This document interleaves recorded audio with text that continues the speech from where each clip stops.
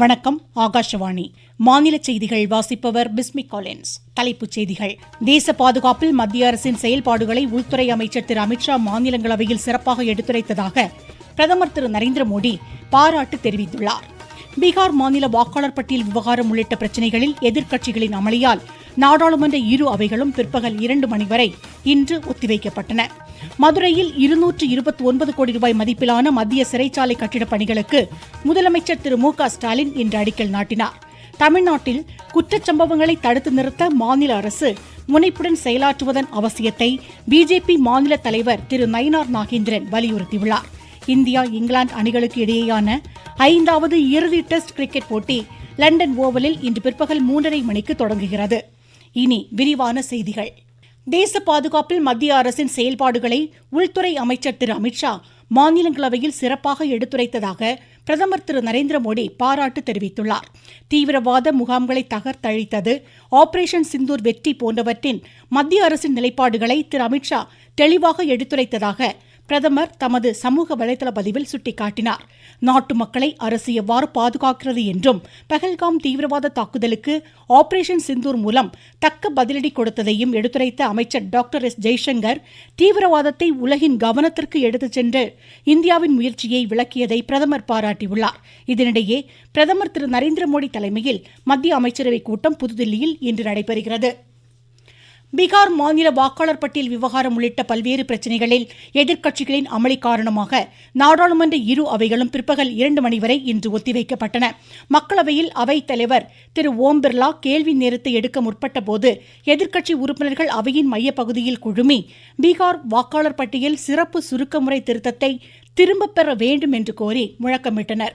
இதனால் நிலவிய அமளியால் மக்களவை பிற்பகல் 2 மணி வரை ஒத்திவைக்கப்பட்டது. மாநிலங்களவையிலும் இதே நிலைமை காணப்பட்டதால் அவை முதலில் நண்பகல் வரையிலும் பின்னர் பிற்பகல் 2 மணி வரையிலும் ஒத்திவைக்கப்பட்டது. முன்னதாக நிசார் செயற்கைக்கோள் வெற்றிகரமாக விண்ணில் செலுத்தப்பட்டமைக்காக இஸ்ரோ மற்றும் நாசா விஞ்ஞானிகளுக்கு இரு அவைகளிலும் பாராட்டு தெரிவிக்கப்பட்டது. 284வது குளச்சல் வெற்றி தினம் இன்று கொண்டாடப்படுகிறது. 1741ஆம் ஆண்டு டச்சு படையிடமிருந்து திருவிதாங்கூர் சமஸ்தானத்தை மீட்ட வெற்றியை குறிக்கும் வகையில் ஆண்டுதோறும் ஜூலை 31ஆம் தேதி இத்தினம் கன்னியாகுமரி மாவட்டத்தில் கொண்டாடப்படுகிறது. டச்சு படையிடமிருந்து திருவிதாங்கூரை மீட்பதற்கான குளச்சல் போரில் திருவிதாங்கூர் மன்னர் மார்த்தாண்டவர்மனின் துணிச்சல் மிகு வெற்றியை குறிக்கும் வகையில் சிறப்பு கொண்டாட்டங்கள் நடைபெற்றன. இத்தினத்தை ஒட்டி குளச்சல் போர் நினைவு சின்னத்தில் இந்திய ராணுவ படையின் மெட்ராஸ் ரெஜிமெண்ட் பிரிவின் கமாண்டிங் அதிகாரி கர்னல் அவினாஷ் குமார் சிங் மற்றும் ஏராளமான ராணுவத்தினர், முன்னாள் படை வீரர்கள், உள்ளூர் மக்கள் மலர் வளையம் வைத்து அஞ்சலி செலுத்தினர். குளச்சல் போரின் போது கடல் மார்க்கமாகவும் நில மார்க்கமாகவும் இந்திய படையினர் டச்சு படையினரை எதிர்த்து போரிட்டு அடைந்த சிறப்பான வெற்றியை குறிக்கும் வகையில் குளச்சல் கடற்கரையில் போர் நினைவு சின்னம் அமைக்கப்பட்டுள்ளது குறிப்பிடத்தக்கது. இந்நாளை ஒட்டி ஏற்பாடு செய்யப்பட்டிருந்த சிறப்பு தளவாட கண்காட்சியை பொதுமக்கள் பார்வையிட்டு வருகின்றனர்.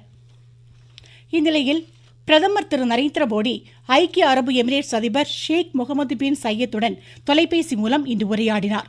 இருதரப்பு ஒத்துழைப்பு மற்றும் பரஸ்பர நலன் சார்ந்த விஷயங்களில் முன்னேற்றம் குறித்து இரு தலைவர்களும் ஆலோசித்தனர்.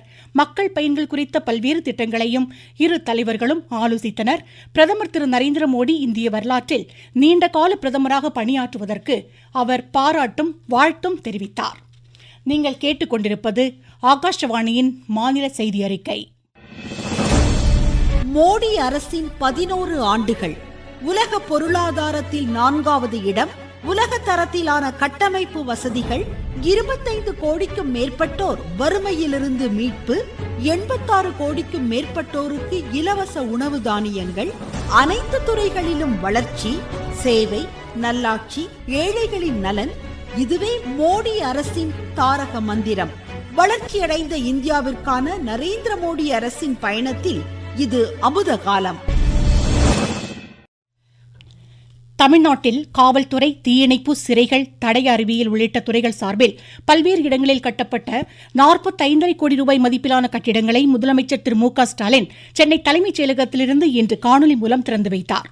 229 கோடி ரூபாய் மதிப்பிலான மதுரை மத்திய சிறைச்சாலைக்கு அவர் அடிக்கல் நாட்டினார். தமிழ்நாடு மாநில திருநங்கையர் கொள்கை 2025ஐயும் அவர் வெளியிட்டார். தமிழ்நாடு அரசு பணியாளர் தேர்வாணையம் மூலம் தட்டச்சர் பணிக்கு தேர்வான 39 பேருக்கு பணி நியமன ஆணைகளை வழங்கினார். உயர்கல்வி நிறுவனங்களில் சேர்க்கை பெற்றுள்ள தமிழகத்தைச் சேர்ந்த 135 ஆதி திராவிட பழங்குடியின மாணாக்கருக்கு மடிக்கணினிகள் மற்றும் பாராட்டு சான்றிதழ்களை முதலமைச்சர் வழங்கினார். இதனிடையே தமிழகத்தில் வரும் 2ஆம் தேதி தொடங்கப்படும் நலன் காக்கும் மருத்துவ திட்ட முகாம்களை மக்கள் பெருமளவு பயன்படுத்த முதலமைச்சர் வேண்டுகோள் விடுத்துள்ளார். உள்ளாட்சி அமைப்பு பிரதிநிதிகள் பங்கேற்கவும் அவர் அறிவுறுத்தியுள்ளார். மாநிலம் முழுவதும் 1256 முகாம்கள் நடத்த திட்டமிடப்பட்டுள்ளதாக கூறியுள்ள முதலமைச்சர் மருத்துவ வசதிகள் குறைந்த ஊரக பகுதிகள், பழங்குடியினர் பகுதிகள் முன்னுரிமை அடிப்படையில் தேர்ந்தெடுக்கப்பட்டு முகாம்கள் நடத்தப்பட உள்ளதாக கூறியுள்ளார். பொது மருத்துவம், மகப்பேறு மருத்துவம், இயன்முறை மருத்துவம் உள்ளிட்ட பல்வேறு பிரிவுகளில் மருத்துவ சேவைகளோடு மருத்துவ காப்பீடு திட்டத்தின் கீழ் பதிவு செய்தல், மாற்றுத்திறனாளிகளுக்கு அரசு அங்கீகார சான்றிதழ் இம்முகாம்களிலேயே வழங்கப்பட இருப்பதாக முதலமைச்சர் குறிப்பிட்டார். சென்னை கிளாம்பாக்கம் ரயில் நிலையம் விரைவில் மக்கள் பயன்பாட்டிற்கு கொண்டுவரப்படும் என சென்னை பெருநகர வளர்ச்சி குழும தலைவர் திரு சேகர் பாபு தெரிவித்துள்ளார். சென்னையில் இன்று செய்தியாளர்களிடம் பேசிய அவர், வறுமை கோட்டிற்கு கீழ் உள்ள மக்களுக்கும் நடுத்தர மக்களுக்கும் பயனளிக்கும் வகையிலான பல்வேறு கட்டமைப்பு பணிகள் மாநிலத்தில் மேற்கொள்ளப்படுவதாக கூறினார். தமிழ்நாட்டில் குற்றச்சம்பவங்களை தடுத்து நிறுத்த அரசு முனைப்புடன் செயலாற்ற வேண்டும் என பிஜேபி மாநில தலைவர் திரு நயினார் நாகேந்திரன் வலியுறுத்தியுள்ளார். தூத்துக்குடியில் இன்று செய்தியாளர்களிடம் பேசிய அவர், இச்சம்பவங்களை தடுக்கும் வகையில் தமிழக அரசு தனி சட்டம் கொண்டு வந்து சிறப்பு கவனம் செலுத்த வேண்டும் என்றார். தமிழ்நாட்டில் ஆசிரியர்களின் தொடர் போராட்ட பிரச்சினைக்கு அரசு உடனடியாக தீர்வு காண வேண்டும் என்று பாமக நிறுவனர் டாக்டர் ராமதாஸ் விழுப்புரத்தில் இன்று செய்தியாளர்களிடம் பேசுகையில் கேட்டுக் கொண்டுள்ளார். ஆடிப்பெருக்கு வரும் ஞாயிற்றுக்கிழமை கொண்டாடப்படுவதையொட்டி தமிழகம் முழுவதும் 1090 சிறப்பு பேருந்துகள் நாளையும் நாளை மறுநாளும் இயக்கப்படும் என அரசு போக்குவரத்து கழகம் அறிவித்துள்ளது. நாமக்கல் மாவட்டம் கொல்லிமலையில் வல்வில் ஓரி விழா நாளை மறுநாள் தொடங்குவதால் கொல்லிமலை பகுதிகளில் தூய்மைப் பணிகளை ஆட்சித்தலைவர் திருமதி துர்காமூர்த்தி இன்று துவக்கி வைத்ததாக எமது செய்தியாளர் தெரிவிக்கிறார். வருகின்ற ஆகஸ்ட் 2 மற்றும் 3 ஆகிய தினங்களில் வல்விலோரி விழா, சுற்றுலா விழா, மலர் கண்காட்சி விழா கொல்லிமலையில் சிறப்பாக நடைபெற மாவட்ட நிர்வாகம் ஏற்பாடு செய்து வருகிறது. காரவள்ளியிலிருந்து கொல்லிமலை பகுதி வரை 70 கொண்டையூசி வளைவுகளில் தூய்மைப்படுத்தும் பணிகளை கல்லூரி மாணவ மாணவிகள் 100க்கும் மேற்பட்டோர் ஈடுபட்டனர். கொல்லிமலையின் 70 கொண்டையூசி வளைவுகள், சோளக்காடு, செம்மேடு, அரப்பளீஸ்வரர் திருக்கோவில் வளாகம் வரை தூய்மை பணிகள் நடைபெறுகின்றன. மாசிலா அருவி, நம்ம அருவி, ஆகாய கங்கை நீர்வீழ்ச்சி ஆகிய பகுதிகளிலும் தூய்மை பணிகள் மேற்கொள்ளப்படுகின்றன. நாமக்கல் மாவட்ட செய்தியாளர் எஸ். கண்ணன். திருத்தணி அருள்மிகு சுப்பிரமணிய சுவாமி திருக்கோவில் 2வது மலைப்பாதை திட்ட பணிகளை நெடுஞ்சாலைத்துறை கண்காணிப்பு பொறியாளர் தலைமையிலான குழு இன்று ஆய்வு செய்ததாக எமது திருவள்ளூர் செய்தியாளர் தெரிவிக்கிறார்.